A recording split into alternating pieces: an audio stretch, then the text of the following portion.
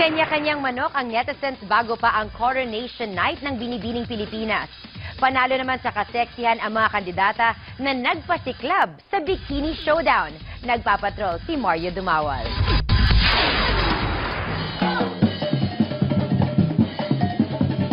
Binigyang hudyat ang umpisa ng summer ng Binibining Pilipinas candidates sa maalindog nilang bikini showcase sa Montemar, Bataan. Hot na hot ang dating ng 40 candidates ng pageant sa una nilang out-of-town shoot para sa ABS-CBN special na Binibining Pilipinas, The Road to the Crown. Sa pistang background, lalo pang tumingkad ang mga beauties. Ang pinakahamon ngayon ay kung paano mapanatili ng mga kandidata ang kanilang ganda. Pinili naman ng mga netizen ang ilan sa mga frontliner sa pageant base sa isang fashion survey. It gives me courage talaga to fight. Pa-sweet kasi ako last year, pero ngayon parang natural na. Ito na yung totoong ako.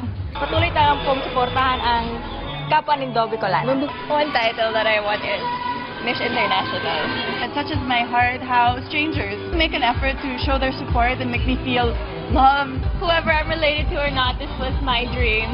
Pero giit ng organizers, lahat ay pwedeng manalo ng Binibining Pilipinas Universe, International, Supranational at Tourism Queen titles. Kabilang sa mga hurado sa Coronation Night sa March 30, ang bagong basketball idol na si Jeron Teng at reigning Miss Universe mula Venezuela na si Gabriela Isler. Mario Dumawal, Patrol ng Pilipino.